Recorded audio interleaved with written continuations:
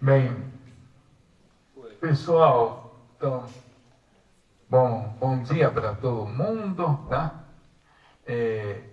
Estamos aqui na nona semana de Economia da UFABC, certo? Organizada pelo nosso Centro Acadêmico de Ciências Econômicas, pelo Bacharelado em Ciências Econômicas, certo?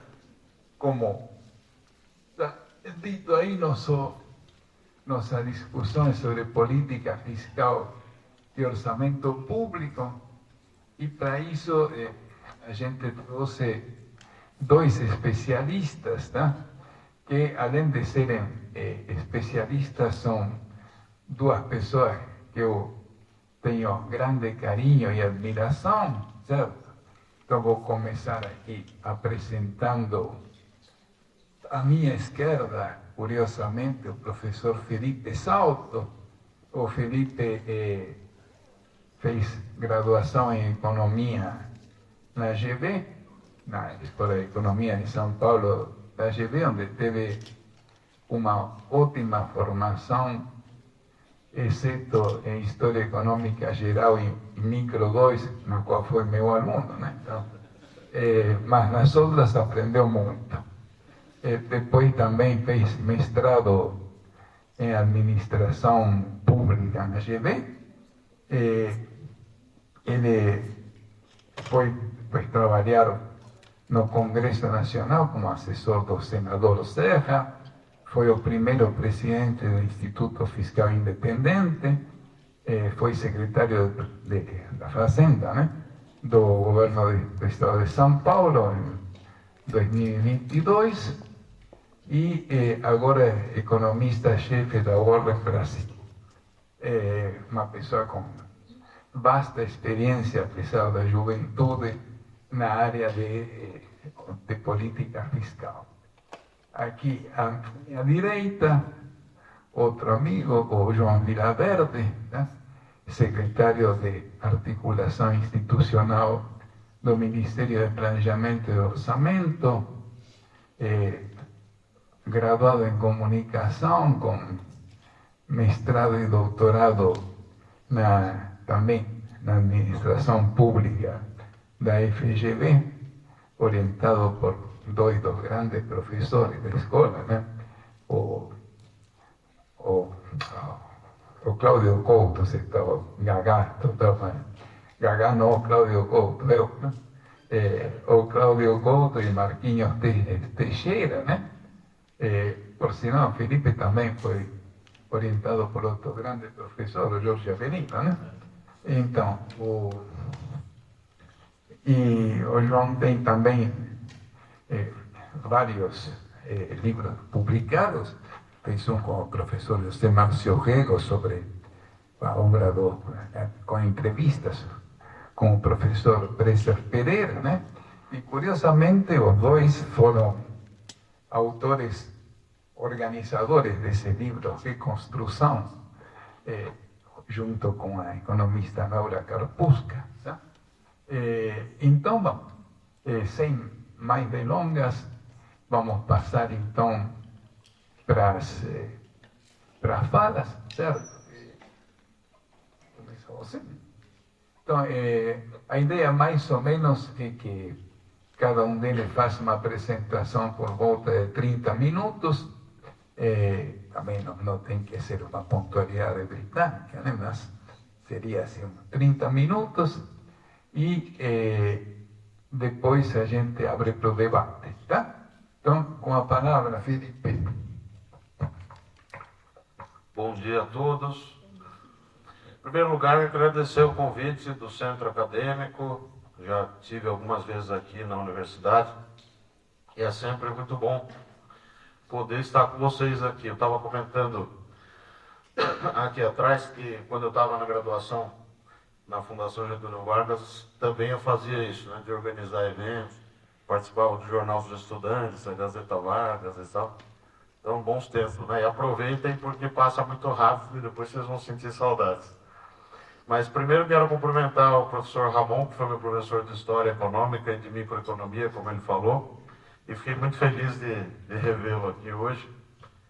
um grande professor que vocês têm que aproveitar bem não só as aulas e o conhecimento que ele tem, mas o fato de ser uma pessoa tão gentil, generosa, agradável e um grande amigo. E o João Vilaverde, que é meu coautor, nós organizamos esse livro A Reconstrução, e que hoje está num posto importantíssimo lá em Brasília, junto à ministra Simone Tebet, na Secretaria de Articulação. E vem fazendo um trabalho fundamental, não só na área de orçamento, porque o Brasil perdeu a capacidade de planejar. Uma frase que eu gosto muito é que não existe vento bom para nau sem rumo. E o que eu gostaria de falar, e obviamente que isso não representa a opinião das instituições às quais eu estou vinculado, etc., mas é que nós ficamos numa discussão daquele rame-rame orçamentário, se a meta fiscal vai ser 0,1% do PIB, maior ou menor, enquanto está passando um elefante na nossa frente. Nós não estamos mais discutindo o que vai ser o Brasil daqui a 10 anos, daqui a 20 anos, daqui a 30 anos, como abrir espaço nos orçamentos públicos para ter mais investimento em infraestrutura social, gastos públicos que são fundamentais para ter crescimento. E o João vem coordenando lá no Ministério talvez a iniciativa mais importante nessa área de planejamento neste governo, que é a questão dos planos de desenvolvimento, e ele vai falar mais, para a América do Sul, e as rotas de integração. Então, isso pode ter um potencial gigantesco do ponto de vista de crescimento, e mesmo de reorientação da nossa política externa, que foi tão, como é que eu vou dizer, vilipendiada, no governo da pessoa que não precisa ser mencionada, E esse período anterior, e a ideia do Reconstrução foi justamente essa, foi um período em que todas as áreas sofreram muito, na política econômica, nas políticas sociais, na política externa. E a ideia desse livro, eu estava morando em Brasília, estava na Instituição Fiscal Independente, o João, na época, estava na GV como professor, e fazendo doutorado, acho que já também, E eu liguei para o João e falei, olha, João, eu acho que nós temos que fazer alguma coisa, temos que discutir, não vamos mudar a realidade talvez, mas pelo menos a gente vai se sentir um pouco melhor e juntar pessoas que estão desesperadas com o que está acontecendo aí, e aquelas lives, o Bolsonaro todo dia falando um monte de besteiras e aquele desespero crescendo. Aí nós juntamos com a Laura Cracusca e reunimos especialistas, não só na área de economia, políticas públicas, mas meio ambiente, a questão da imprensa, fake news, são temas interessantes, e a ideia dos capítulos é sempre que possível ter propostas também, Então esse subtítulo, que foi a ideia do João, o Brasil nos anos 20, é justamente pensar sobre isso, a possibilidade de uma reconstrução que certamente a gente pode dizer hoje que sim, começou com essa volta de um governo democrático, e a gente pode até ter discordâncias, pode fazer críticas, mas o fundamental é que voltamos ao campo democrático, em que a gente pode discutir as coisas de uma maneira civilizada. O Congresso voltou a ser respeitado pelo Poder Executivo e vice-versa. Claro que a gente sabe das dificuldades do processo orçamentário, das negociações, das diferentes propostas do Executivo, e do peso que o Executivo tem para liderar as agendas. Ao mesmo tempo em que o Congresso ganhou uma importância gigantesca também no orçamento. E é sobre isso que eu gostaria de falar um pouco. Ontem foi aprovada a proposta de lei orçamentária anual, nós já estamos em março, e infelizmente não foi aprovado até o final do ano anterior. E as discussões do orçamento, elas, a meu ver, estão muito concentradas nas questões de curtíssimo prazo, como eu estava dizendo. A primeira é a questão das regras fiscais. Se a gente olhar o arcabouço da Constituição de 1988, a Constituição Cidadã, o José Serra, com quem eu tive a oportunidade de trabalhar em 2015 e 2016 no Senado, ele foi o coordenador do capítulo de Finanças, Tributação e Orçamento da Constituição, com pessoas que o ajudaram, do calibre de Pedro Parente, André Calab, José Roberto Afonso e outros importantes especialistas. E a ideia da Constituição é que nós tivéssemos 3 peças orçamentárias, na verdade. O professor Alan Schick, da Universidade de Maryland, que é um grande especialista em orçamento, é um dos pais da ideia do orçamento por resultados, etc. Ele, certa vez, esteve em Brasília, a convite do Tribunal de Contas da União, salvo engano, ou da ENAC, para fazer uma espécie de consultoria. E ele dizia o seguinte: olha, vocês têm que escolher qual desses orçamentos aqui que vocês querem. Vocês têm o plano plurianual, PPA, que é um orçamento para 4 anos. Então, o presidente ou a presidente, quando assume, ele faz a proposta do PPA para valer a partir do seu segundo ano de mandato até o primeiro ano do próximo, né? Ou se ele for eleito, do segundo mandato. Era uma ideia de ter uma continuidade, né, desse planejamento e vincular essas políticas públicas mais estruturantes a uma lei aprovada no Congresso, que é o PPA. A segunda, que é a Lei Orçamentária Anual, é o orçamento propriamente dito. E o PPA, infelizmente, nunca funcionou a contento.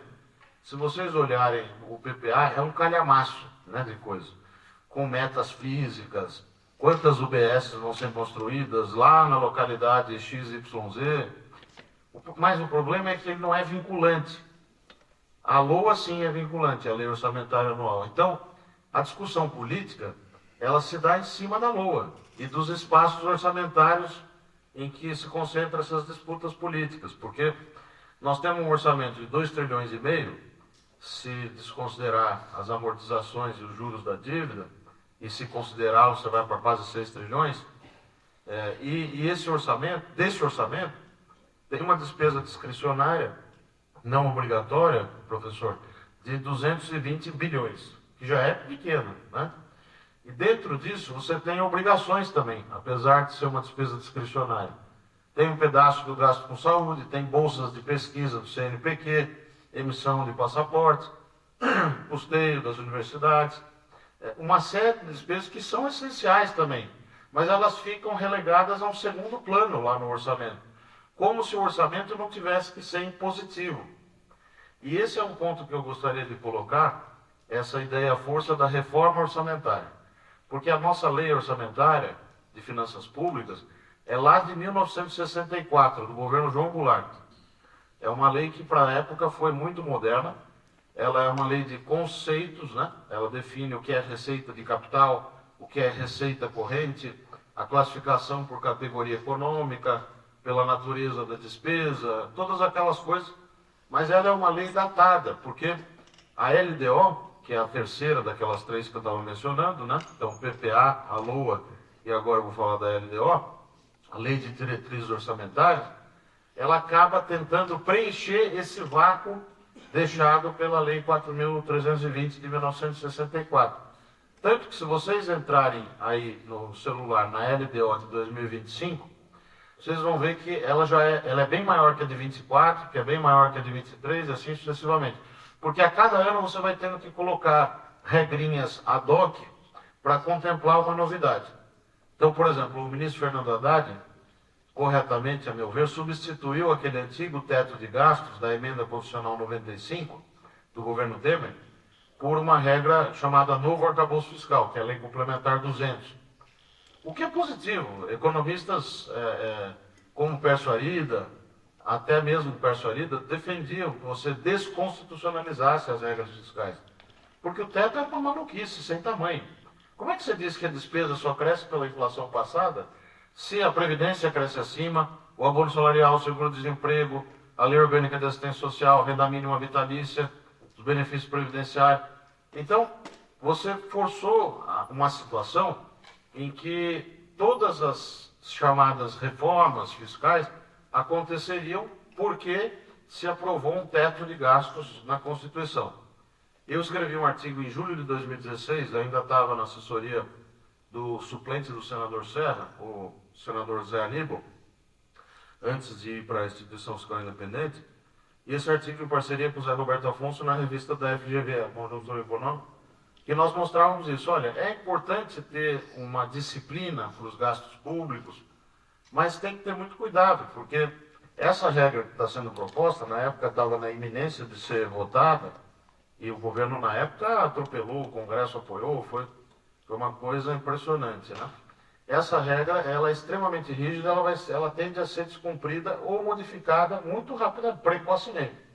Não deu outra, porque o ministro Henrique Meirelles merece toda a nossa admiração, respeito, etc., mas ele montou a regra de um jeito que, no período dele, ele teve uma espécie de waiver. A regra não foi binding, não foi restritiva no período em que eles estavam lá. Ela começou a ser restritiva em 2019. Aí ganha um governo supostamente de direita, com uma agenda liberal, né, o Paulo Guedes e tal. O que ele teve que fazer? Pode pesquisar, tem uma entrevista que ele deu para a Folha de São Paulo ou para o Globo, logo em 2019, falando, olha, essa regra está mal construída, porque eu vou ter que mandar o orçamento para 2020 e vou cometer crime de responsabilidade aqui. Imagina, a regra não tinha válvula de escape. Quer dizer, se você desenha uma regra fiscal, a literatura nessa matéria acadêmica recomenda flexibilidade, algum grau de flexibilidade. Você não pode dizer, ou você gasta isso, ou se ultrapassar, você vai preso, crime de responsabilidade. Isso é uma maluquice. A regra é para ajudar a ter um determinado comportamento, dado uma lógica de política econômica em que se estabeleça, por exemplo, como razoável que a dívida se estabilize em relação ao PIB e coisa do tipo. É que, na verdade, o teto de gastos era uma regra de redução. Então, esse ponto é fundamental, porque o ministro Fernando Haddad mudou essa lógica com o novo arcabouço fiscal. Ele estabeleceu uma regra também para o gasto. O limite para o gasto que está hoje em vigor, e ele determina que a despesa só poderá crescer a 70% da variação passada da receita, em termos reais. Então, você sempre garante algum crescimento real, mas numa lógica em que a receita seja o parâmetro principal. Também a despesa nunca pode crescer abaixo de 0,6%. E há um limite superior também de 2,5% em termos reais. O chamado crédito extraordinário, que está previsto na Constituição desde 88, ele está garantido. Então, por exemplo, casos como a tragédia do Rio Grande do Sul, usou-se o expediente do crédito extraordinário. Está correto, né? Então, esse arcabouço, ele avança em relação ao que nós tínhamos antes, resgata também a importância da meta de resultado primário, mas coloca uma banda também na meta de resultado primário. Então, mais do que colocar essa banda, então, por exemplo, para esse ano a meta é 0, mas você tem um limite superior de 0,25% do PIB, um limite inferior de menos 0,25% do PIB, vincula também essa regra no resultado primário à regra de gastos. Então, se você rompe a meta de primário, aperta-se um pouco aquela taxa de variação do limite da despesa. Em vez de ser 70% da variação da receita, é 50% da variação da receita, mais a inflação. Essa regra está bem colocada. Quando a gente simula isso ao longo do tempo, não é nenhum ajuste drástico. Você tem paulatinamente a redução do déficit primário, vai produzindo esforços fiscais um pouco maiores ao longo do tempo e consegue, né, conciliar isso com todo o restante da Constituição. Não adianta você querer estabelecer uma regra fiscal extremamente rígida que não vai ser cumprida, como aconteceu com o teto de gastos, né? De certo modo, o regime que nós tínhamos no governo Fernando Henrique e no governo Lula I, principalmente, até metade do governo Lula II, que eram as metas de resultado primário, pura e simplesmente, funcionaram bem também. Governos de matizes diferentes, né? Bons tempos, né? Que a discussão era EPHC e Luiz Inácio Lula da Silva, com pessoas de grande valor, né? Contribuindo nesses governos. Mas o fato é que aquela política de resultado primário levou a uma redução da dívida líquida sobre o PIB ao longo do tempo. Foi uma política fiscal que teve sucesso. Agora, o que nós não podemos deixar de falar quando se fala em orçamento público e reforma fiscal orçamentária é de uma despesa que é sempre, como é que eu vou dizer, né?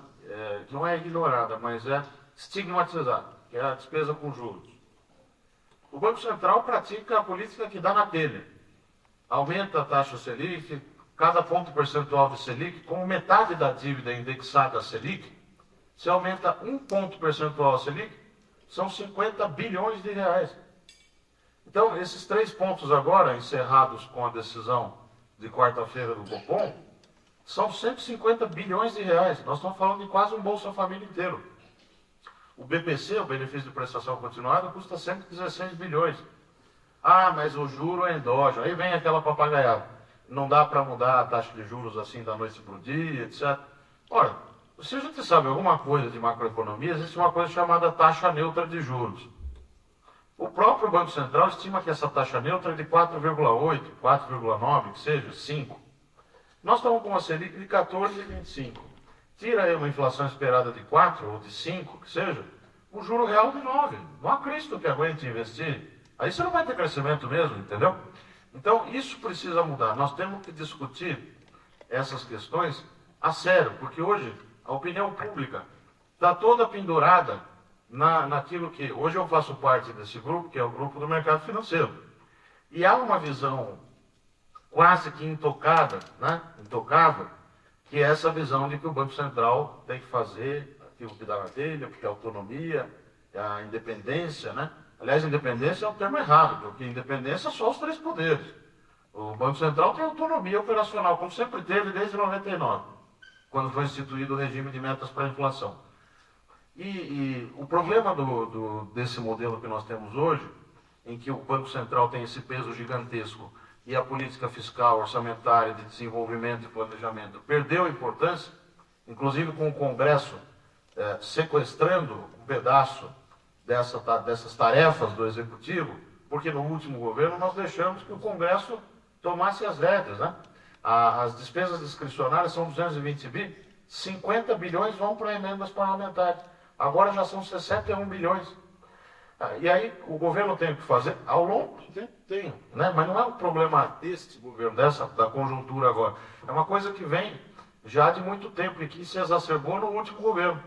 Porque o Congresso percebeu o seguinte, olha, o Executivo manda propostas para cá. Eu lembro de uma frase do ministro Paulo Guedes que ele dizia, olha, eu vou mandar essas PECs, a PEC dos fundos públicos, a PEC do Pacto Federativo, na época, e a PEC emergencial, e agora a bola está com o Congresso. Quer dizer, como se na política você simplesmente mandasse proposta e por geração espontânea o Congresso fosse aprovar. O Congresso, obviamente, farejou essa fragilidade institucional e ausência de uma liderança inteligente até para lidar com o poder político do Congresso e foi ocupando espaço. Então, ele foi fazendo mini-reformas no orçamento. As emendas impositivas, então as emendas impositivas, o que parece um oxímoro, né? Porque o orçamento deveria ser impositivo. Todas as despesas que estão no orçamento têm que ser executadas. Você não vai achar na Constituição Cidadã, em nenhum lugar, dizendo que o orçamento é autorizativo, que uma despesa pode ser contingenciada. Isso nós inventamos, esse negócio de contingenciamento. Contingencia porque a meta fiscal vai acabar o mundo, os 4 cavaleiros do Apocalipse já estão plantados aí na Faria Lima, então contingencia para cumprir a meta. É basicamente isso. Mas onde que está escrito isso na Constituição? Não está escrito em nenhum lugar. O orçamento é impositivo e assim deveria ser. O problema é que a gente faz a projeção de receita como quem escreve em papel de pão, isso é um problema antigo também, tem que chamar as universidades. Por que a Universidade Federal do ABC, a Universidade de São Paulo, outras pelo país afora, não podem participar de um comitê técnico que elabore as projeções de receita? Claro que o governo não precisa aceitar o número que vier desse comitê, mas ele pode participar disso e usar como subsídio. Até os parâmetros macroeconômicos, a taxa de crescimento do PIB, tudo isso é importante para o orçamento. Agora, por exemplo, o Congresso aumentou a projeção de receita e aumentou as emendas com base nisso. Está dizendo que vai ter superávit de 15 bilhões esse ano. Aí problema para o Haddad, para a ministra Simone e para o João, porque vão ter que contingenciar para lidar com essa frustração, eventualmente, de receita que vai acontecer, porque nós vamos crescer menos esse ano. Então, eu acho que nós tínhamos que rediscutir tudo isso, né? O orçamento tem que ser impositivo, a LDO tem que ser lipoaspirada, ela tem que ser uma lei de diretrizes, como diz o nome. Tem que ter lá a meta fiscal, projeção de receita, aquelas regrinhas básicas. E a Lei 4.320, que é de 64, ela foi recepcionada pela Constituição de 88, a título de lei complementar, ela precisa ser reformada. E daí lá nós podemos colocar o que é despesa obrigatória, quais são as prioridades, o gasto obrigatório, eventualmente aquilo que é discricionário, etc., e discutir essas questões conceituais. Quando se fala nessa reforma da 4.320, a gente não pode esquecer que foi um avanço tremendo lá atrás, porque inclusive é uma lei geral que vale para estados e municípios também. Todos eles têm que seguir. A lei de responsabilidade fiscal, em maio de 2000, ela estabeleceu regras com base nessa lei 4.320, né? Mas ela é omissa quanto às questões mais estruturais do processo orçamentário. E também todo esse avanço que nós tivemos na legislação, incluindo a lei complementar 200, né, do ministro Haddad, da ministra Simone, elas quase que ignoram esse avanço que houve na discussão acadêmica sobre o orçamento por resultados, o monitoramento e avaliação de políticas públicas. Na lei complementar 200, até fazendo justiça, entra lá um tópico, um dispositivo que manda que as avaliações e o monitoramento devem ser considerados no processo orçamentário. Mas isso não se tornou uma prática, pelo menos nos últimos anos não. E na emenda 109, a emenda constitucional 109, também já havia lá um dispositivo introduzindo essa obrigação de que os governos considerassem, e o Congresso, as avaliações de políticas públicas. Mas isso não é feito, né? Então, nós temos que ter uma agenda fiscal, orçamentária, que resgate essas questões. Para a gente sair desse debate raso, né, de só ficar discutindo a meta fiscal, o resultado primário, etc., quando nós temos que discutir o futuro do país, o que nós queremos para o país, quais são as despesas prioritárias. O orçamento é tão importante porque ele é o debate sobre o financiamento do desenvolvimento nacional. E nós temos um plano de desenvolvimento. O ministro Bresser Pereira, nosso professor, ele sempre fala isso e ele tem toda a razão. Nós deixamos de planejar. E essa falta de um planejamento institucionalizado, discutido com a sociedade, em parte foi suprida pela gestão da ministra Simone. Não é porque o João está aqui não, mas eu acho que é importante a gente registrar. Logo que ela entrou, ela reforçou a área do PPA, existe uma secretaria só para cuidar do PPA, fez discussões pelo país inteiro, das quais o João certamente vai poder falar. O PPA participativo, essa ideia do orçamento participativo. Se nós queremos de fato um orçamento cidadão, tem que sim haver participação. Não dá para ser uma coisa de especialistas, né? E não é só uma questão de vamos publicar dados. As pessoas não têm tempo também de ficar entrando em site hermético para ficar olhando se a ação orçamentária é tal e qual. Tem que ser uma coisa simples, né? E que mobilize a sociedade em torno disso. A discussão orçamentária tem que ser uma discussão de país, uma discussão de projeto. Para onde nós queremos ir? Como que vai acontecer a redução das taxas de mortalidade infantil? Como que nós vamos aumentar os nossos índices na área de educação? E nós vamos prover recursos para esta ou para aquela área, para a área social, e viabilizar tudo isso por meio de um plano econômico, tá? Porque a receita vem do crescimento econômico ou da dívida pública. Então, a política de dívida também é muito importante ao lado da política orçamentária. Às vezes elas ficam apartadas. Parece que a coisa da dívida é algo para o Tesouro discutir e o Banco Central. E eu lembro que o senador Serra, ele desarquivou, que é uma possibilidade que os parlamentares têm, um projeto que vem do artigo 52 da Constituição, que manda fixar limites para a dívida. Qual que era a ideia dele? Isso antes do teto de gastos, né, 2015. Olha, eu acho que a regra de resultado primário é uma regra ruim, porque ignora o gasto financeiro e a receita financeira. Então vamos pensar no limite para a dívida. Aí, esse artigo 52, ele determina que o Senado é que tem o poder de fixar limites para a dívida, mas a partir de mensagem do presidente da República. Então, o Fernando Henrique deixou isso para o final, fez lá em 2001, mandou essa mensagem.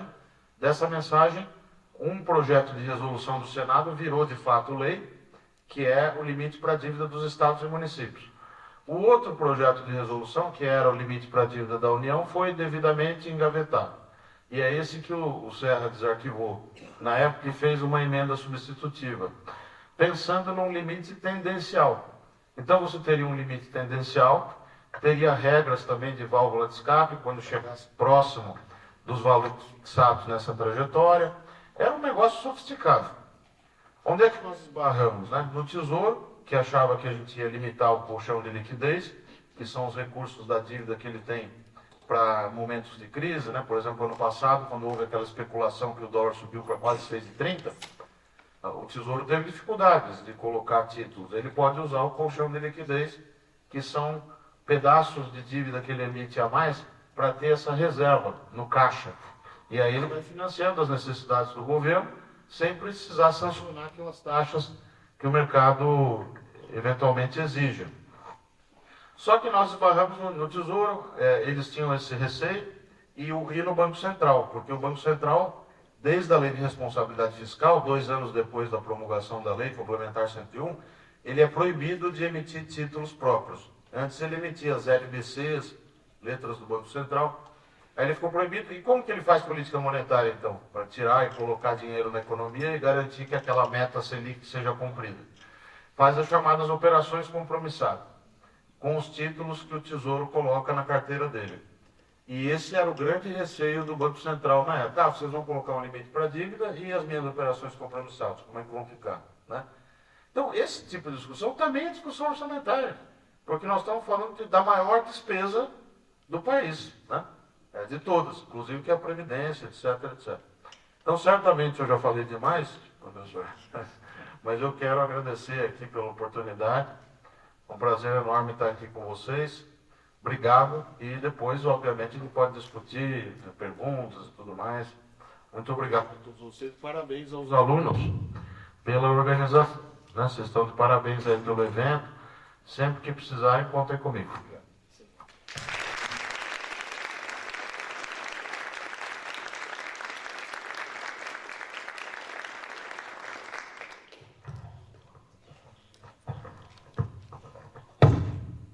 Bem, muitíssimo obrigado, Felipe. Excelente palestra, como sempre. Então, agora tenho o prazer de passar a palavra para o professor João Villabrante. Bom dia a todas e todos. É um prazer estar aqui de volta na UFABC. Minha última vez foi em 2019, um ano antes da pandemia, a convite do professor Fábio Terra, que é colega de governo agora.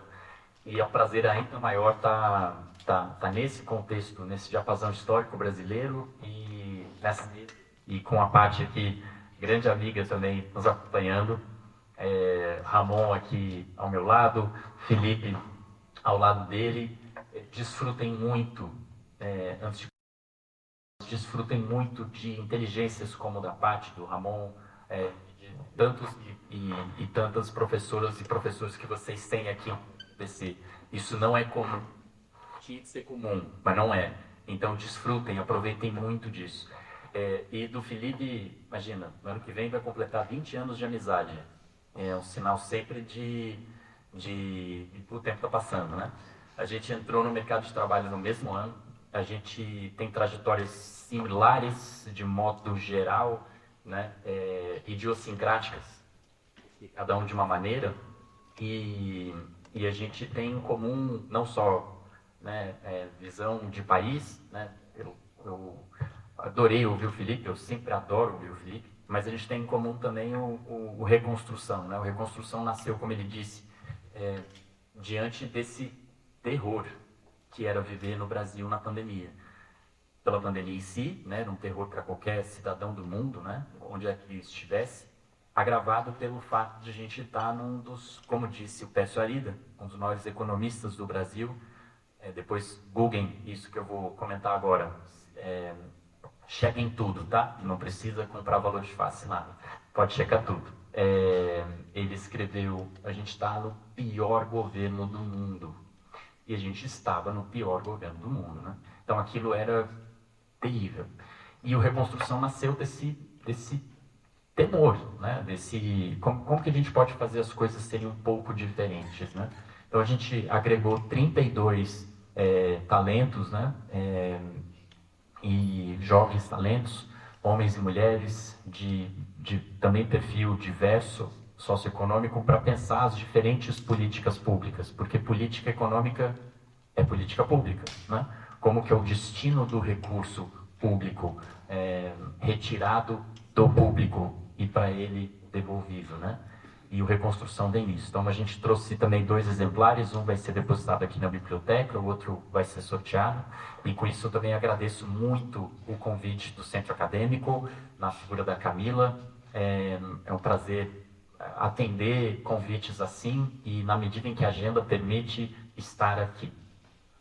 Bom, pessoal, eu vou fazer uma fala muito breve de 3 temas, não vou tomar mais do que 4, 5 horas. O que eu gostaria de tratar aqui, né? O primeiro, introduzir a questão da economia política a partir... O Felipe deixou como se fosse uma tomada que eu vou plugar, né? Quando ele comentou a relação executivo-legislativo, né?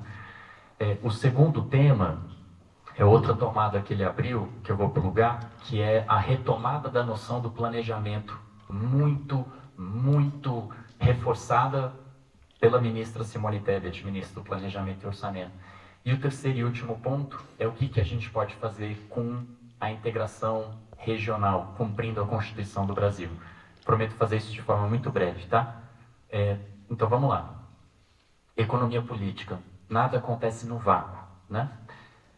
10 anos atrás, em 2015, as emendas do Congresso Nacional começaram a ser impositivas. Como o Felipe bem disse, o orçamento todo tinha que ser impositivo, né? O orçamento está lá, ele tem que ser todo desembolsado, né? Não é bem assim, pelos motivos que o Felipe disse, não vou repetir nada, subscrevo. Mas 10 anos atrás, começou a entrar nesse período das emendas impositivas. E desde então, isso só se alargou. A gente teve um momento que foi chave, que foi 5 anos atrás, ou seja, na metade desse percurso, de 2015 até aqui 2025, no ano de 2020. A gente estava no ano 1 da pandemia, ano 2 do governo Bolsonaro, e a gente teve, para além de todo o debate de auxílio emergencial, etc., a gente teve, no final do ano, um debate fundamental no Brasil, que pouca gente prestou atenção. E no executivo de então, ninguém. Que foi o novo Fundeb. O Fundeb nasceu como Fundef em 1996, governo Fernando Henrique Cardoso I. Ele foi transformado 10 anos depois, no governo Lula I, em Fundeb. Foi só a sigla que mudou. Mudou também o formato dele. Não vou entediar ninguém com isso, tá?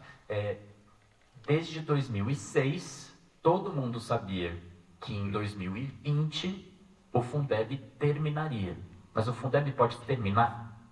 Não. Então todo mundo sabia que haveria de ter uma reformulação daquele Fundeb, que viria a ser o novo Fundeb. O que seria esse novo Fundeb? Para isso que existe política. Caberia ao governo, que fosse governo quando chegasse o ano de 2020, propor. Caberia aos parlamentares, que fossem parlamentares quando chegasse o ano de 2020, avaliar e aprovar, né? Funciona a democracia. O que o governo federal fez com o novo Fundeb? Pode jogar no Google. Nada.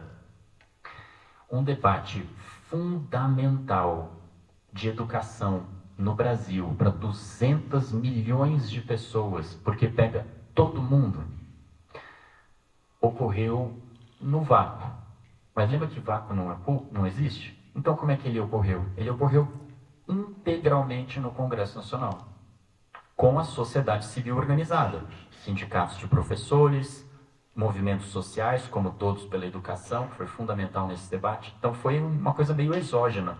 Foi a sociedade civil organizada com o Congresso Nacional. O Congresso Nacional fez política pública no vácuo do Executivo. Então, se você já está fazendo emendas impositivas há 5 anos, quando você está em 2020, começou em 15, e agora você também está propondo, desenvolvendo, formulando, aprovando, debatendo política pública de raiz, porque o Executivo não está fazendo isso, é natural, em alguma medida até esperado que assim ocorra, que o Congresso queira uma fatia cada vez maior, certo? É do jogo. Então esse movimento foi aguçado a partir do debate de 2020, que desemboca nas eleições do Congresso Nacional de 2021, com o tão falado orçamento secreto. E agora a gente está nesse diapasão atual. A gente está numa semana muito histórica, nem sempre as semanas são históricas, né? Essa é. Segunda-feira completou 40 anos de democracia ininterrupta no Brasil. Quarta-feira, o governo federal anunciou o novo degrau da reforma tributária, né? Com a proposta de isenção de imposto de renda para quem recebe até R$5.000 no imposto de renda e com a taxação de quem recebe R$50.000 por mês, todos os meses, além disso, né? Por volta de 140 mil pessoas pagarão esse benefício. Lembrando que o Brasil, essa taxação, desculpa, para gerar esse benefício. Lembrando que o Brasil tem um pouco mais de 200 milhões de pessoas. Isso dá bastante clareza do que a gente está falando aqui, né? Ontem foi aprovado o orçamento de 2025, mas a gente ainda não tem o orçamento ainda não é lei. O orçamento só vira lei quando ele for sancionado pelo presidente Lula, algo que deve ocorrer nos próximos dias, a gente já está dedicado a isso, né? Então a gente está prestes a ter em lei o orçamento de 2025. Tudo isso aconteceu essa semana. É uma semana, portanto, histórica. Uma semana que começa com a lembrança das lutas de 40 anos atrás, que permanecem verdadeiras. A gente nunca pode esquecer o que aconteceu, para não repetir, ou para as coisas que a gente não fez tão bem nos últimos 40 anos, a gente aprender com isso e fazer um pouco melhor adiante, né? Uma semana que passou por um programa econômico fundamental do governo federal, né? É uma medida muito potente, aconteceu nesta semana e termina com a aprovação pelo Congresso Nacional da nossa proposta de orçamento para 2025. Isso tudo foi de segunda a sexta-feira, tá? Então é uma semana histórica. Que ótimo que ocorra durante a semana de debate aqui do Centro Acadêmico, né? Agora, só para fechar esse primeiro ponto aqui de economia, todo o debate que a gente tem adiante no Brasil, qualquer que seja esse debate, é inevitável a participação do Congresso Nacional. Então, as críticas que porventura são feitas, algumas são pertinentes, sobre o papel das emendas impositivas, o Congresso se assenhorando do orçamento, a gente sempre tem que lembrar que a gente está falando de pessoas que foram eleitas para representar a população brasileira. Sempre. Não podemos esquecer isso. Então, é um debate que tem que ocorrer no campo democrático. E como não tem espaço vago, é um jogo de cotoveladas. Um quer aumentar o seu espaço, o outro não quer perder. Então, esse tipo de diálogo que está por vir, que vocês verão conforme as notícias vão chegando no WhatsApp, etc., às vezes tem muito ruído, agravado pela movimentação de ativos, né? Mas é do jogo do ambiente democrático. E uma semana como essa não pode fazer a gente esquecer que o ambiente democrático é o melhor que nós temos, sempre, certo? Segundo ponto, a noção de planejamento. Se a gente não sabe para onde a gente está indo, a gente nunca está errado, né? Mas a gente também nunca está certo. Deixa eu contar uma história para vocês. Quando eu fui convidado pela ministra Simone, a Simone Tebet foi escolhida ministra do Planejamento e Orçamento pelo presidente Lula, naquela última... as escolhas foram feitas nos dias finais de dezembro de 2022, né? O ministro Fernando Haddad foi o primeiro a ser escolhido, do dia 10, então já prestes a assumir. E no dia 29 de dezembro, o presidente Lula escolheu Marina Silva para ser ministro de Meio Ambiente e Mudança do Clima, Valdez Góes para ser ministro regional, Simone Tebet para ser ministro do Planejamento e Orçamento. No dia seguinte, 30 de dezembro de 2022, eu estava no Hobby Hambúrguer, em Interdice, São Paulo, com meu filho, e ela me ligou, que aliás é um lugar ótimo, já me deu fome, inclusive do Califa, não sei se ainda existe aqui perto em São Bernardo, aquelas esfias maravilhosas de fome. Eu estava no Hobby Hambúrguer quando a Simone, então senadora, me liga, me convida para trabalhar no Ministério do Planejamento e Orçamento. Eu aceito e 2 dias depois eu já estava em Brasília, 1º de janeiro de 23. Aquelas primeiras semanas de 2023, elas foram inesquecíveis. E o meu corpo deixa isso bem claro. Eu ganhei todos os cabelos brancos que eu tenho por conta daquelas primeiras semanas de 2023. O Ministério do Planejamento e Orçamento, pessoal, tinha sido extinto no governo anterior. Não tinha Ministério do Planejamento e Orçamento no Brasil entre janeiro de 2019 e dezembro de 2023. Se você extingue o Ministério do Planejamento e Orçamento, o que você está dizendo? Né? Você não precisa de planejar o futuro. Então vai ser tudo isso que está aí. Não é deprimente? É, né? Então, na hora em que a gente reconstrói o Ministério do Planejamento e Orçamento, a gente está reconstruindo, assim, quase que do zero, trabalhando com recursos escassos, trabalhando com elevação da moral de homens e mulheres que vão todos os dias, a partir de agora, trabalhar de novo no Ministério do Planejamento e Orçamento. É um ministério que foi criado na democracia brasileira, e o primeiro ministro do Planejamento e Orçamento foi Celso Furtado, paraibano, que todo mundo conhece, Formação Econômica do Brasil, um livro que todo mundo tem que ler. Goste ou não, faça as críticas, endosse as críticas que são feitas a ele, forme sua própria opinião, tem que ler. Ele foi o primeiro ministro do Planejamento e Orçamento. E antes de ser ministro do Planejamento e Orçamento, Celso Furtado foi soldado das Forças Expedicionárias Brasileiras e lutou contra a Itália fascista em 1944 e 45, na Segunda Guerra Mundial. Fez doutorado na França. Foi trabalhar na CEPAL, em Santiago. Liderou a comissão CEPAL-BNDE, o atual BNDES, para pensar o desenvolvimento econômico e o financiamento do desenvolvimento econômico. Se aprofundou no México, na Venezuela e no próprio Chile, para conhecer quem são os nossos vizinhos, né? Fez a Sudene, criou a Sudene para pensar o Nordeste, que ele conhecia tão bem, e escreveu Formação Econômica do Brasil. E aí virou ministro do Planejamento e Orçamento. Então, conhecer o Brasil, conhecer a realidade prática das coisas e conhecer a nossa região é a cara do Ministério do Planejamento e Orçamento.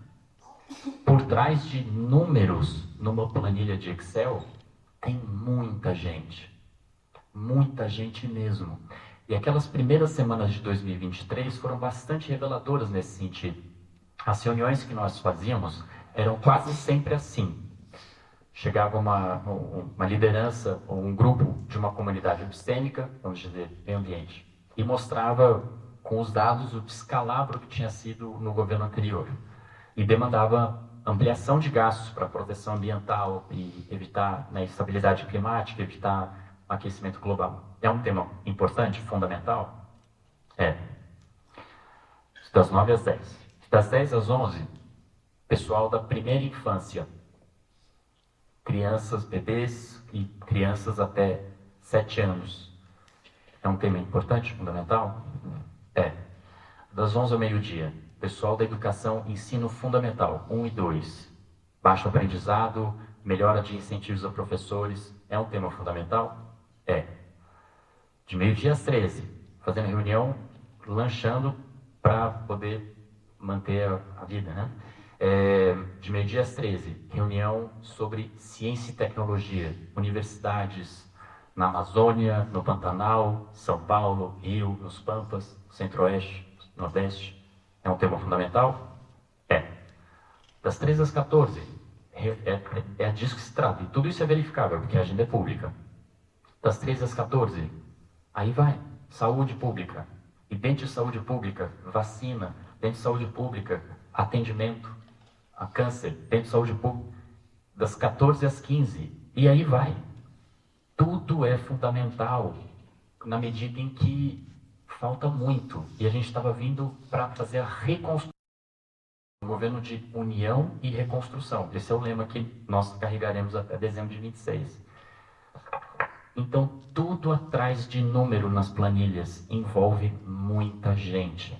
Se você não conhece o seu próprio país, e se você não conhece onde está o seu país, no caso é a América do Sul, você vai tomar as melhores decisões? Então, de imediato, a minha cemitéria te disse, como que a gente vai fazer o PPA top-down? Que foi um tema que o Felipe falou magistralmente. Não tem como. Então, como que a gente fez o PPA? Plano Plurianual, 2024, 2027, vamos lá, 2023.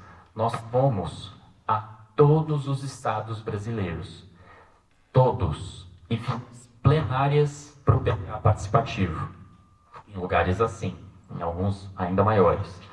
E quem está lá? Todo mundo que tinha disponibilidade está lá naquele horário.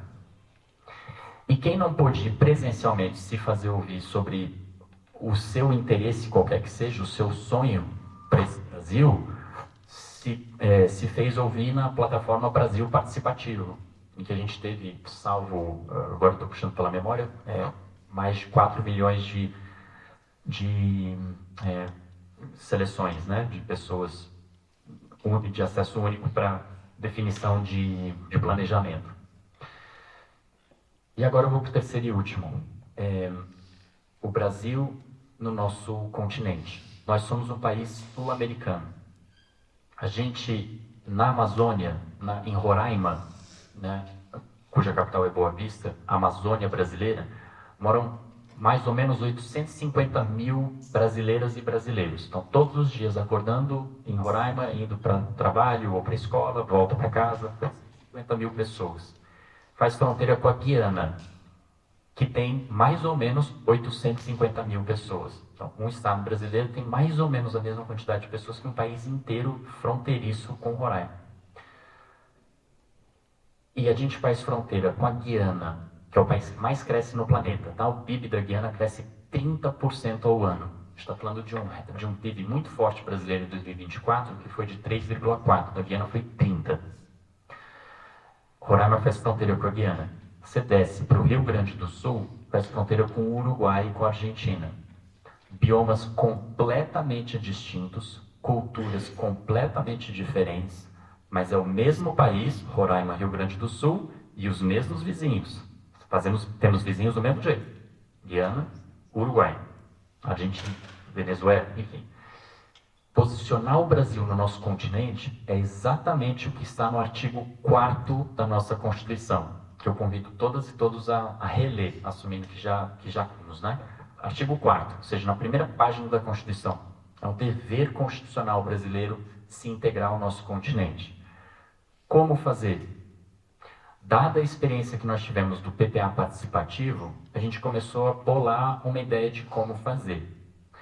Em maio de 2023, eu já estou encerrando, eu prometo contar 2 historinhas antes do final. Se eu esquecer, vocês me cobrem, por favor. Em maio de 2023, o presidente Lula recebeu todos os presidentes Lulas da América do Sul. Quem era presidente de país na América do Sul em maio de 2023 foi encontrar o presidente Lula em Brasília. Algo muito semelhante que foi feito pelo presidente Fernando Henrique Cardoso no ano 2000. Pois bem, em maio de 2023, todos eles fecharam, juntos e juntas, o Consenso de Brasília. Brasília porque foi em Brasília, e consenso porque todo mundo concordou com o texto final. E o que dizia o texto final? Era hora de juntos e juntas retomarmos os esforços para a integração regional do nosso continente, seja por meio ambiente, cultura, turismo, integração de infraestrutura, telecomunicações, etc. Naquela noite, a ministra Simone Tebet deu o comando de que a gente tinha que se conectar a isso. Era o dever do Ministério do Planejamento fazer isso. 5 dias depois, nós criamos um subcomitê dentro do Ministério, ainda na época não publicizado, que, sob comando da nossa Secretaria de População Institucional, em parceria com todas as outras secretarias do Ministério, rápido parênteses, como que funciona, né? O Ministério tem o ministro ou ministra, o secretário executivo e as secretarias nacionais que tocam os temas, assim como tem o governador do estado, com os secretários estaduais, o prefeito, os secretários municipais, né? O Felipe foi secretário de Fazenda no governo do estado de São Paulo. no Ministério do Planejamento e Orçamento, temos 5 secretarias nacionais. Eu tenho a honra e o prazer de liderar uma delas. Fecha o parênteses. Colocamos todas as secretarias ali, o INPEA e o IBGE. E começamos a ter algumas ideias ali. A primeira delas foi de ouvir todos os 11 estados brasileiros que fazem fronteira com a América do Sul. Porque eu viajo muito, muito. Mas eu leio muito, conheço muito, mas eu sempre volto. Então eu vou para a fronteira brasileira, converso com pessoas da fronteira brasileira, lideranças sociais, políticas, empresariais, passo dias lá, leio, consumo muita coisa, mas eu sempre volto. Quem está na fronteira todo dia. Então sabe mais do que eu. Ouvir quem sabe mais é chave para desenhar melhores políticas públicas. Nós ouvimos todos os secretários de Planejamento e Desenvolvimento Econômico de todos os 11 estados brasileiros que fazem fronteira com a América do Sul. Do Amapá, que faz fronteira com Guiana Francesa e Suriname, ao Rio Grande do Sul, Uruguai e Argentina. 11. Amapá, Pará, Roraima, Amazonas, Acre, Rondônia, Mato Grosso do Sul, Paraná, Santa Catarina e Rio Grande do Sul. E a gente colheu ali 2 tesouros. Um que a gente sabia que ia colher, porque a gente estava pedindo. O outro, a gente descobriu que estava com um tesouro na frente também. O que a gente estava pedindo e recebeu? A gente pediu, como que está a sua integração de infraestrutura com o seu vizinho, quem quer que seja o seu vizinho, hoje? Isso, meados de 2023. A gente recebeu um tesouro. Como que estavam os estados de pontes, rodovias, ferrovias, portos, aeroportos, hidrovias, infovias, que é equipamento para levar a internet. Foi um tesouro. De posse desse tesouro, a gente estabeleceu uma parceria muito ativa com a Casa Civil, que estava formulando o novo PAC, na mesma época. E aí nós colocamos. Então tem 190 obras e projetos do novo PAC que são Rotas de Integração Sul-Americana. O nome que esse programa a gente passou a defender, mas em 23 a gente ainda não tinha esse nome não. E aí a gente recebeu um outro tesouro, que veio dos estados também, claro. Eles começaram a dizer o seguinte, ó, eu até tenho a ponte, mas eu não tenho a aduana da Receita Federal. Dá para fazer desembaraço para comércio exterior, entrada e saída de produto? Não. Ou eu tenho a ponte e eu tenho a aduana, mas eu não tenho Polícia Federal. É inseguro. Ou eu tenho a ponte, tenho a aduana, tenho Polícia Federal, mas eu não tenho Vigiagro, não tenho Anvisa. Então, para questões fitossanitárias, controle, ou seja, Estado brasileiro no seu nível de software, infraestrutura é o hardware, né? E a gente descobriu que tinha um tesouro aqui também.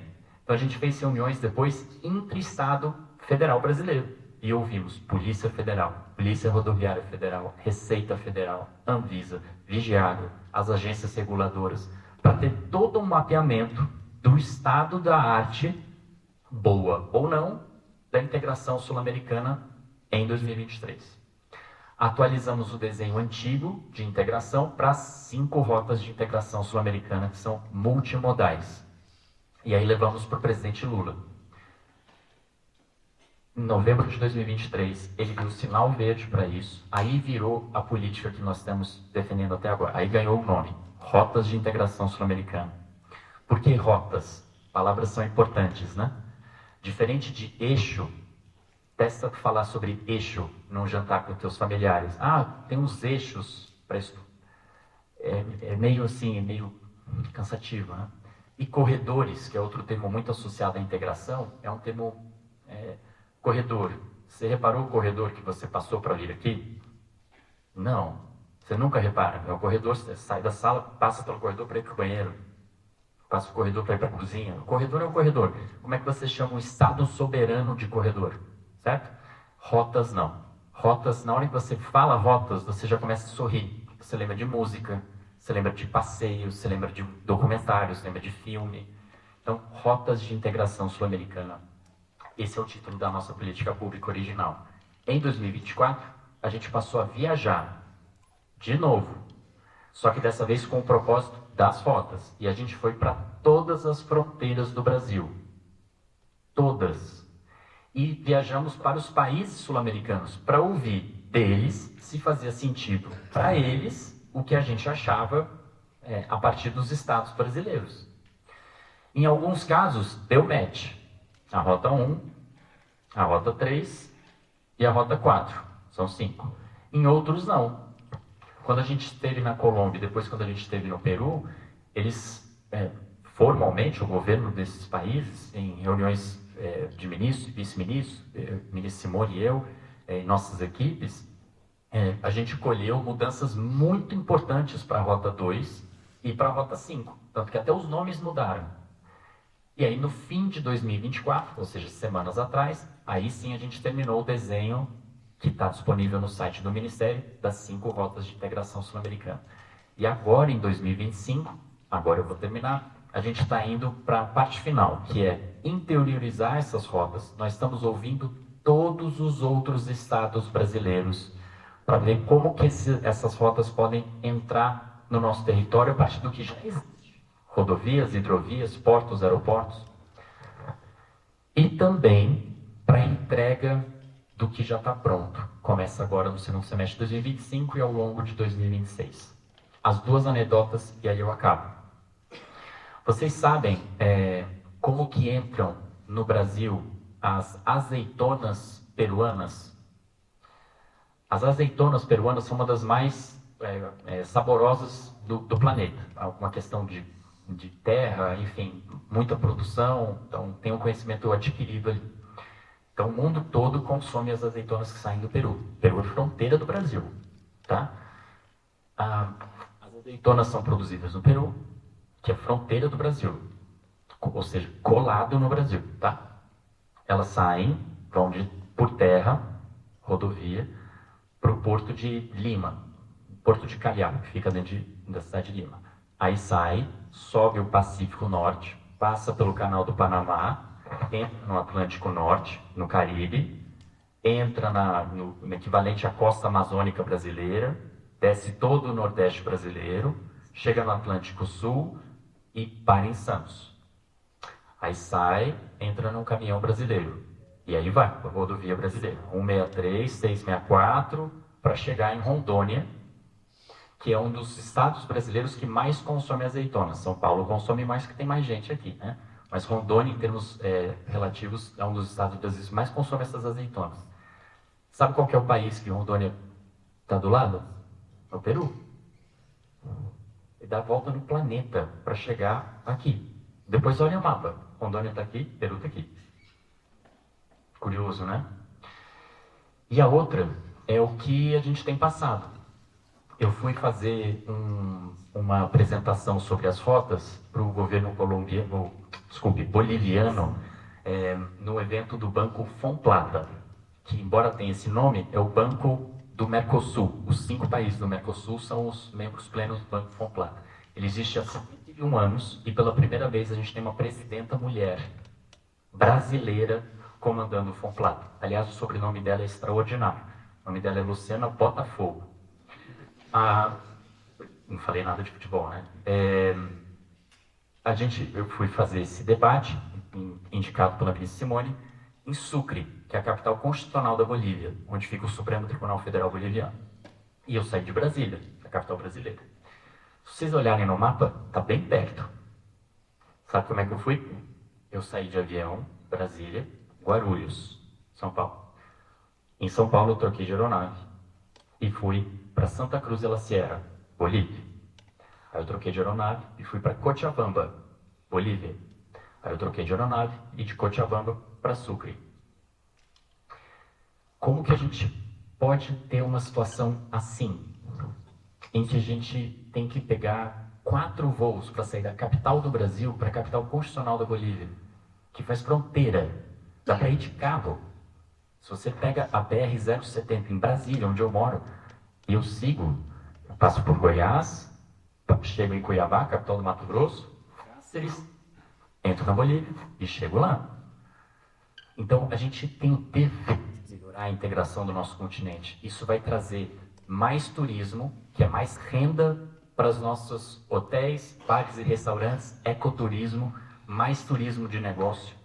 A gente vai ter proporcionar joint ventures entre empresas brasileiras e empresas sul-americanas, e a gente pode impulsionar o comércio exterior. O último dado que eu vou dar para vocês.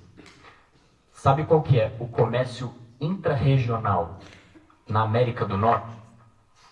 40%. 40% dos bens produzidos... Dá para me ouvir?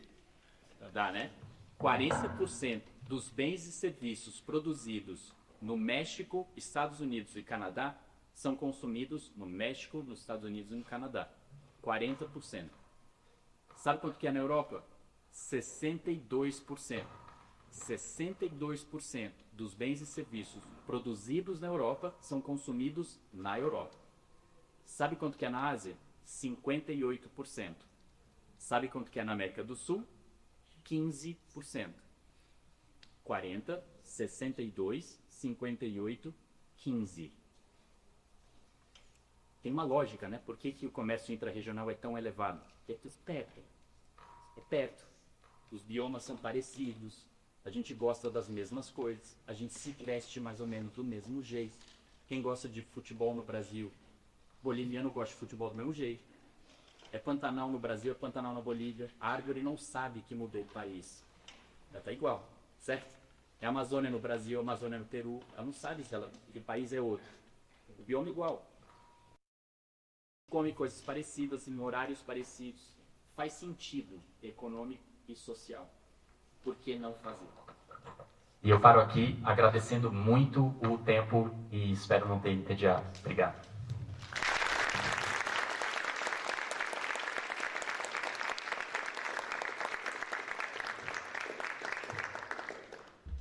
Muitíssimo obrigado, João. Então, agora passamos para as perguntas, né? Então, sei que o esquema aqui, como entre outros problemas que podem ser no orçamento desse ano, é conseguir uns microfones novos para o FABC, né? A gente só tem um, né? Então, vamos circular com quem quiser. Então, vocês vão chamando aí quem que... Pessoal, a gente vai fazer uma rodada com 3 perguntas, tá? Pode levantar a mão, se tiver interesse em perguntar.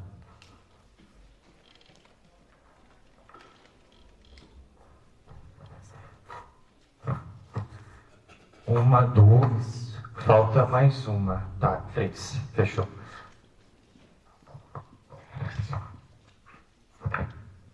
Bom dia. Eu queria saber do Felipe, do João, se na opinião de vocês existe, como é falado em grande parte da imprensa, o sequestro do orçamento pelo Congresso. E se a opinião de vocês fosse, como é possível fazer com que o Congresso se responsabilize pelos gastos mal executados com essas emendas que são impositivas ao orçamento? E qual que é a opinião de vocês sobre o que o Flávio Dino tem feito para tentar moralizar, vou colocar entre aspas, moralizar essas emendas? Obrigado. Queria que a pessoa que pergunta se identifique. Obrigado, mestre Danilo. Já estou aqui há um bom tempo já. Obrigado. As outras duas, uma aqui, deixa eu ver o outro.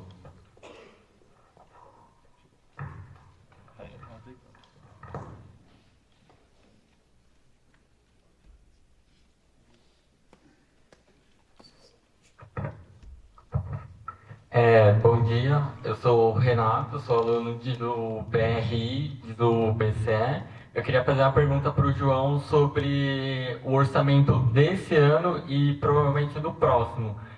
Ano passado o Brasil conseguiu cumprir com o déficit primário que estava pautado pelo Haddad. Esse ano há uma expectativa de superávit primário.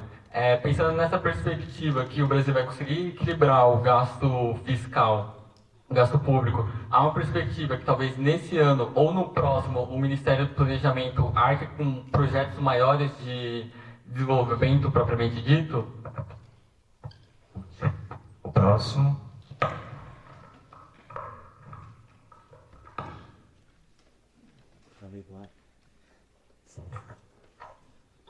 dia, sou Felipe, aluno do BCE. A minha pergunta eu gostaria de saber primeiro, agradeço pelas palavras, pela palestra. Gostaria de saber, agora, atualmente, o orçamento está muito interligado com o teto de gastos, né, que vem em 2015, como bem explicado. O que eu gostaria de saber é se, de fato, o timing do surgimento do teto de gastos foi o correto, porque vemos que Japão, Estados Unidos têm a dívida pública pelo PIB muito alta, Japão é 200%, Estados Unidos é mais de 100%, e o Brasil está em volta de 70%, 76%. Sabemos que, querendo ou não, o teto de gastos implica em algumas limitações no investimento. E para outros países, o teto de gastos veio depois que esses países já se desenvolveram. No Brasil vem enquanto ele estava em desenvolvimento. A minha pergunta é exatamente essa, se esse timing foi correto, porque isso vai limitar o desenvolvimento de um país que ainda não está com o seu investimento todo feito. É isso.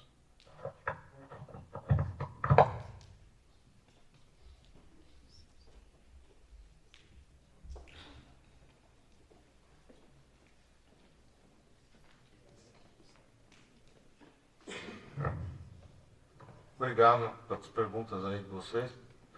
Essa questão do Congresso, o João falou bem, os parlamentares são eleitos, né, pelo voto popular, eles têm intimidade para propor coisas, para discutir, etc. A iniciativa do orçamento é do Poder Executivo. O orçamento deveria ser impositivo, né, como a gente discutiu. Você tem os gastos, por exemplo, com a folha salarial, com a previdência, os investimentos. Por que o PAC, por exemplo, que é o carro-chefe do governo, o novo PAC, não é impositivo, mas o pagamento de salário é impositivo, né? Ou o pagamento de uma emenda parlamentar é impositivo, mas um investimento em infraestrutura não é. Então, essas coisas não têm razão de ser, né? São problemas que nós temos que corrigir definitivamente no âmbito dessa reforma. O problema é que o Congresso aproveitou essa escalada do aumento das despesas obrigatórias, chamadas obrigatórias, no orçamento total, tirando o gasto com juro e amortizações da dívida. Hoje a gente tem 93,6% de rigidez orçamentária. Estados Unidos, por exemplo, é 62%. E eles já consideram altíssimo e tal. É difícil achar paralelos, né, para esse grau de rigidez tão alto. Dado isso, o Congresso começou a operar nas despesas discricionárias. Olha, vamos pegar um pedaço dessas despesas para a gente fazer mais emendas.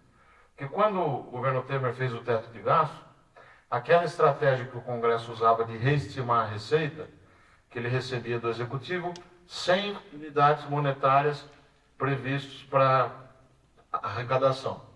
Aí ele dizia, olha, o PIB na verdade vai ser 2,5%, não vai ser 2%. Então a receita vai ser 120 unidades monetárias. Então eu vou fixar 20 a mais aqui de emendas. Era assim que ele fazia. Quando veio o famigerado teto de gastos, a emenda constitucional 95 de 2016, acabou essa história, porque eles não conseguiam mais reestimar a receita para que isso então ensejasse um aumento das emendas. Porque o limite agora era no gasto. Podia reestimar quanto fosse a receita, que não ia ter espaço para emendar. Aí eles começaram a criar alternativas, né? Uma delas foi o chamado orçamento secreto, né? As emendas do relator geral. A Constituição diz que o relator geral pode fazer emendas ao orçamento para fazer correções de ordem técnica, erros, né, materiais e tal. E o relator começou a fazer outra coisa. Ele começou a fazer emendas para valer mesmo, né? E eles gostaram dessa história, porque o relator ele determina um valor grande de gasto por meio desses remanejamentos, tirando de uma despesa e colocando para outra, e os deputados não ficavam identificados nessas destinações.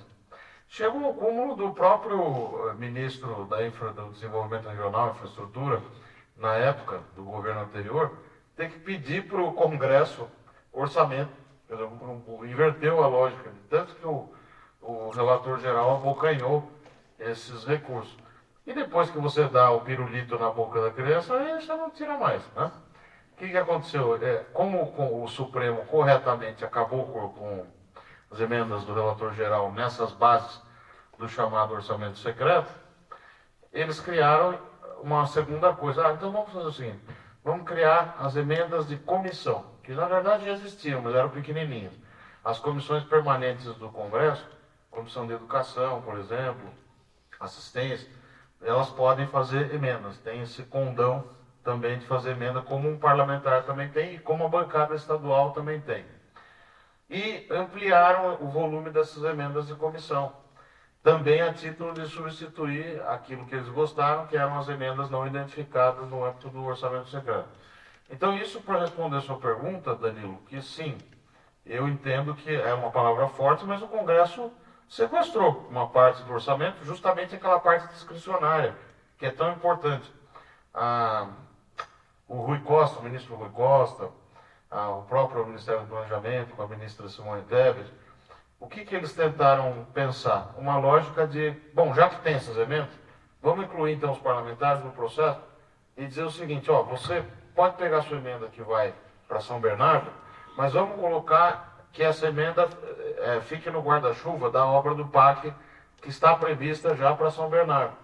Então foi uma forma de você tentar escapar dessa distorção.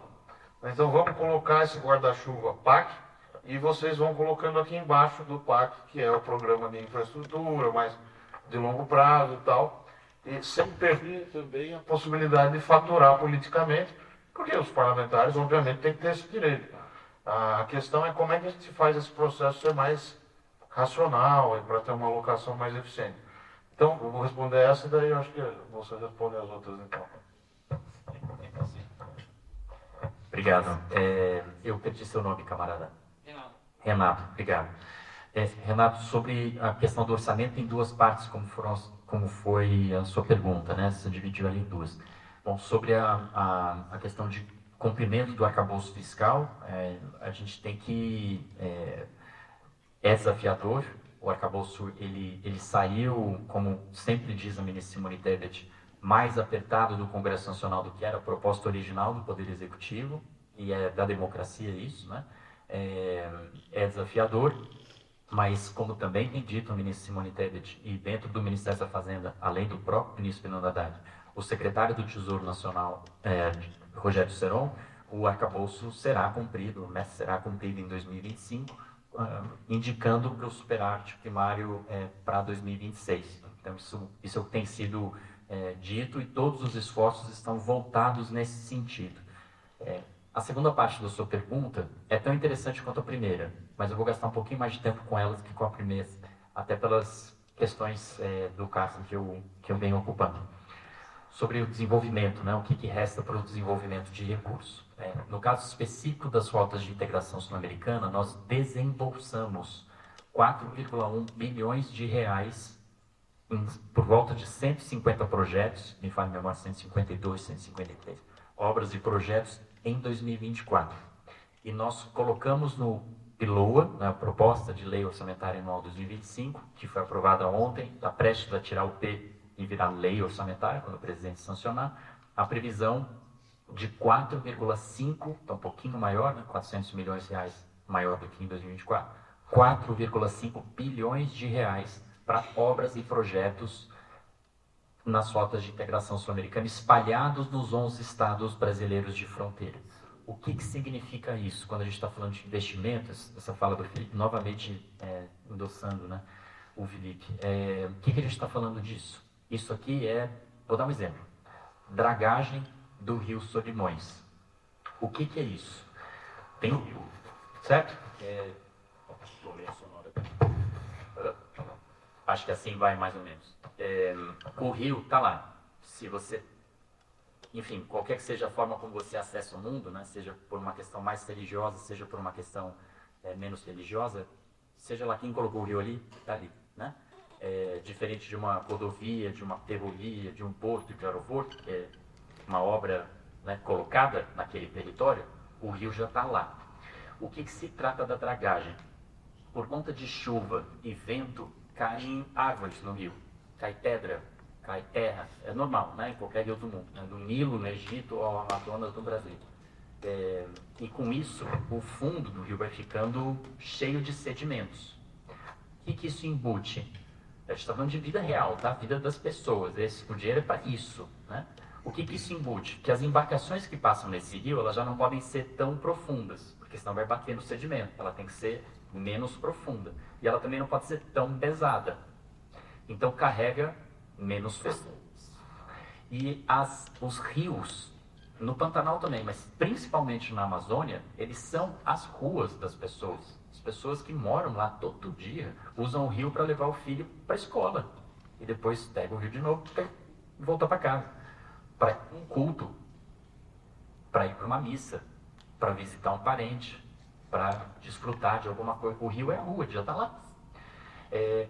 Então, o gasto com dragagem, que é essa obra de tirar os sedimentos do rio, é uma obra normal, permite que embarcações maiores, com mais gente, seja para viver a vida normal, seja para turismo, seja para comércio exterior, ocorra. São obras assim nas rotas de integração sul-americana. Melhoria de asfalto de rodovia que já está colocada, construção de ponte, hidrovias, melhoria de portos, concessões ao setor privado, aí não entra nesses 4,5 bilhões de reais, que é uma concessão, quem vai fazer o desembolso é o setor privado. A gente fez isso com um terminal, em parceria com o Ministério de Portos e Aeroportos, com um terminal de grãos no Porto de Santana, onde eu também fui, com a ministra Simone Tebet, na região metropolitana de Macapá. A gente fez isso com o Ministério dos Transportes, na BR-364, em Rondônia. Então, é para isso que vai o recurso. Na hora em que você tem um diapasão colocado, seja de forma exógena, seja de forma endógena, para gastos discricionários cada vez mais enxuto, vocês ouviram? Felipe, 93,6. Vamos arredondar para 94, né? Isso quer dizer que 94% das despesas federais, quem quer que esteja no comando vai desembolsar. Isso é obrigatório. É crime de responsabilidade não desembolsar. Leva impeachment. Então só tem margem de manobra para 6% de tudo que está ali. É a escolha da sociedade brasileira. Enquanto essa escolha estiver confirmada, chancelada, temos o dever democrático de cumprir. Mas a gente pode discutir isso também, né? Acho que é isso. Sobre sua pergunta, eu perdi seu nome. Felipe. Tô chorando. Esse é mais para você, mas eu vou... Como é que eu posso endereçar? Eu preciso pensar um pouco. Você me repete a parte final da pergunta, Felipe, por favor? É que, no caso, o teto de gastos para os outros, principalmente Europa, Estados Unidos, foram aplicados somente após o desenvolvimento do país, quando eles já estavam consolidados, industrialmente falando, podemos dizer assim, por essa parte. Enquanto que no Brasil, somos um país em desenvolvimento e aplicou um teto de gastos que, querendo ou não, vai afetar o investimento e se freia. Obrigado. Eu vou deixar uma parte final para o Felipe, que eu acho que é importante ouvi-lo nesse sentido, sobre escolhas, né? Até pelo cargo que eu ocupo, eu vou ter que restringir um pouco os meus graus de liberdade na resposta. O que eu acho que é importante mencionar nesse sentido é, a gente, em política econômica, a gente lida muito com a percepção dos agentes. Essa percepção pode estar certa, muitas vezes ela está. Essa percepção pode estar errada, outras tantas ela está também. Mas a gente lida com a percepção. As expectativas importam muito em política econômica, né? Então, se as expectativas de inflação estão altas, a chance da inflação cumprir essa expectativa, justamente porque você reage à expectativa já aumentando o preço, é daí que vem a ideia da expectativa autorrealizada, né? Por isso, lidar com a percepção, lidar com a expectativa, se comunicar bem, ser transparente é chave. Não resolve, mas ajuda muito. E há uma percepção dos agentes, estando certos, eu não vou fazer esse debate aqui, mas há uma percepção dos agentes que o Brasil precisa ter uma regra muito apertada para desembolso dos recursos federais. No espírito, eu entendo que faz sentido. é importante para o Brasil sinalizar, tanto para os investidores brasileiros quanto para os investidores estrangeiros que, porventura, mexem com ativos brasileiros, que nós temos uma regra estável, transparentemente comunicada, dá previsibilidade para o investimento, seja de ordem financeira, seja ele de ordem de economia real. Então, em espírito, faz sentido. O diabo mora nos detalhes, né? Mas eu acho que isso explica uma parte. E a outra parte é, como diria o filósofo José Ortega y Gasset, nós somos nós e as nossas circunstâncias, né? Nós estamos em 2025 com a idade que nós temos. Se a gente estivesse em 1925 com a idade que nós temos, nós teríamos outras cabeças, outras decisões. É sempre importante lembrar as circunstâncias em que as coisas aconteceram, né? E tentar pensar como... Isso eu acho muito interessante esse exercício, porque nos torna bastante humildes, né? Pensar por que o Plano Real veio em 94, como que estava o Brasil em 94, que música as pessoas em 94, a morte do Senna, o Tetra, isso tudo estava no ambiente, no imaginário coletivo do Plano Real. Como é que era o Bolsa Família em 2003, que Brasil era aquele, e que Brasil era aquele quando o teto de gastos foi apresentado em 2016. Então lembrar que ele não justifica questões de política econômica, mas ajuda a entender por que elas foram feitas, né? Só para complementar, eu entendo o seguinte, tem uma discussão importante das regras fiscais. O teto de gastos é uma regra fiscal possível. Um paper do FMI, que na verdade é um compilado dessa literatura, a segunda geração de regras fiscais, Second Generation of Fiscal Rules, é muito interessante, porque ele mostra que a União Europeia, os Estados Unidos, a discussão das regras fiscais inicialmente nesses lugares eram discussões mais simples, né? Então, o quadro fiscal está desorganizado, a dívida está aumentando, vamos colocar um limite. Então, os Estados Unidos até hoje tem um limite que, se ultrapassado, leva ao chamado shutdown, paralisação da máquina pública. E é muito curioso ver quantas vezes eles romperam esse limite e tiveram que pedir autorização do Congresso americano para executar despesas uma vez rompido, né, esse limite. Depois dessa discussão dos limites mais numéricos e não muito sofisticados, aí veio essa segunda geração. Olha, não dá para dizer que a dívida tem que ser 60% do PIB. Quem disse que 60 é melhor que 100, que é melhor que 200? Depende da taxa real de juros e depende do crescimento econômico, né? E isso vai me dar uma determinada condição de sustentabilidade com um certo esforço primário, maior ou menor, dependendo da taxa real de juros e da taxa real de crescimento. Daí começou a se discutir. Então vamos fazer uma regra para os resultados. O problema da regra para os resultados é que elas são procíclicas. Porque quando a economia cresce, a receita cresce muito, você acaba gerando superávit. Quando acontece o oposto, pioram os resultados fiscais. Aí os economistas vieram com a história do ajuste pelo ciclo de atividade. Então vamos fazer o resultado estrutural. O problema é calcular o diabo do PIB potencial, né? Sabe Deus como estimar uma função de produção para ter o PIB potencial e daí fazer o ajuste pelo ciclo. Então, poucos países adotam essa regra do estrutural, que seria mais inteligente, porque é difícil de estimar. A Inglaterra, por exemplo, adotou e sofreu uma crítica muito grande. A IFE, lá do Reino Unido, que é o Office for Budget Responsibility, o OBR, Felipe, que era responsável por calcular esse ajuste pelo ciclo. Foi muito criticado pela classe política, etc. Então, você tem esses trade-offs na hora de escolher qual é a regra mais interessante e tal. Nós que tínhamos já avançado para uma regra de resultado primário, uma legislação, a lei de responsabilidade fiscal, que é sofisticada, tem que ser modernizada também, porque ela tem várias coisinhas que não funcionaram. Também tem que haver uma harmonização entre os tribunais de contas, que foram dando interpretações diferentes nos diferentes estados, né? Mas é uma lei moderna. Aí vem a emenda 95, o teto de gasto. Está uma bagunça essa questão fiscal, temos que colocar um teto para despesa.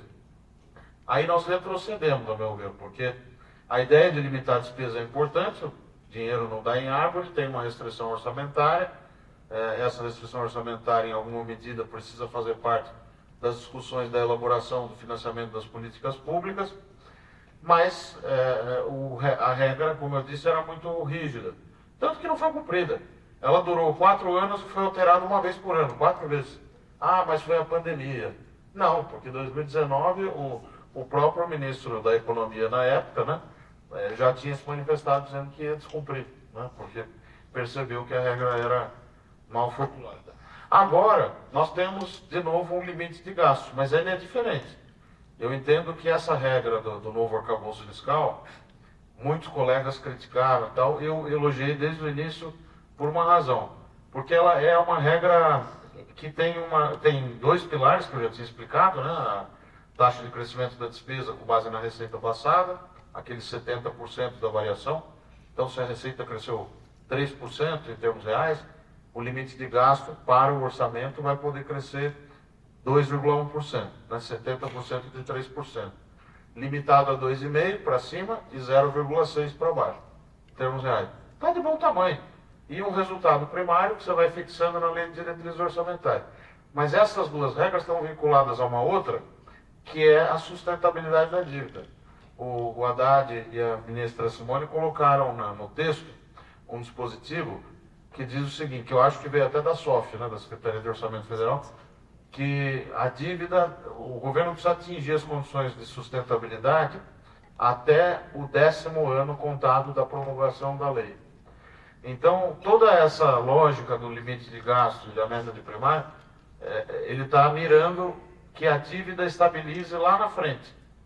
Então, você conseguiu trazer esse componente da sustentabilidade da dívida para essas regrinhas do dia a dia, o que eu acho positivo.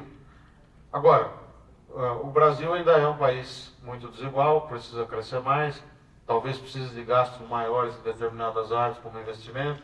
Faz sentido ter regras fiscais? Se elas forem bem formuladas, eu acho que sim, até para estimular uma qualidade maior do gasto, um aumento do investimento. O investimento privado, por exemplo, despencou. Se você pegar o investimento total, a economia brasileira, só o setor público, né, estatais, municípios, estados e União, lá nos anos 70, final dos anos 70, você investia 12% do PIB. O IBRE faz essa conta, o Manuel Pires, lá no Instituto Brasileiro de Economia, e hoje 2% do PIB. Ah, mas os países que passam de emergentes ou pobres para desenvolvidos, de fato o setor público diminui e aumenta o investimento privado. Aqui não aconteceu. Você teve uma formação bruta de capital fixo diminuindo, exceto naquele período de 2008 a 2014, que o investimento, a formação bruta de capital fixo foi para 21% do PIB, mas com o aumento da participação do BNDES, uma coisa que a gente pode até discutir. Então, eu acho que a regra fiscal, ela não é causadora de limitações para o crescimento, ela pode ser até benéfica, se ela for bem formulada, for bem executada, e se tiver uma política civilizada de juros também, porque com um juro real gigantesco não vai ter investimento porcaria nenhuma.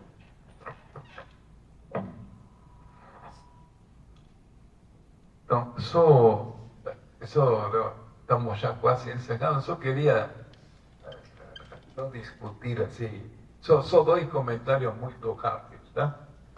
Que o João lembrou a frase do Pércio Arida, dizendo que tínhamos o pior governo do mundo, né? Também eu queria dizer que agora na Argentina estão fazendo o possível por concorrer também, né? Então, e a segunda coisa, me lembrou uma discussão com o Felipe quase 20 anos atrás, quando ele era aluno da graduação ainda, uma conversa na minha sala, que a gente discutia sobre o Congresso, a representação do Congresso, né? E que estamos falando disso, que realmente o Congresso é o que as pessoas elegem, certo? Então, o que eu acho interessante, uma reflexão, é que tudo bem, mas o problema é que as eleições no Brasil mostram, não sou especialista em psiquiatria, mas uma certa esquizofrenia, né? as pessoas montam uma coisa para a presidência, outra coisa para o Congresso, né? Então, aí fica também difícil, ou seja, digamos, acho que o que eu queria dizer é que uma coisa que todo mundo deveria refletir e pensar e conversar com suas famílias e com amigos, tá? É tentar isso, tentar que me parece isso, que as eleições presidenciais são levadas a sério e as eleições do Congresso a sério, mas não tropo, né? Então, que de repente é uma coisa melhor a gente pensar onde que enfia nosso votinho, né? Mas então, eu queria agradecer pelas excelentes palestras do João, do Felipe, que como sempre mostraram amplo conhecimento do assunto, foi uma super instrutiva, tá? E então queria agradecer mais uma vez ao Centro Acadêmico e então a gente dá por encerrada a sessão, tá?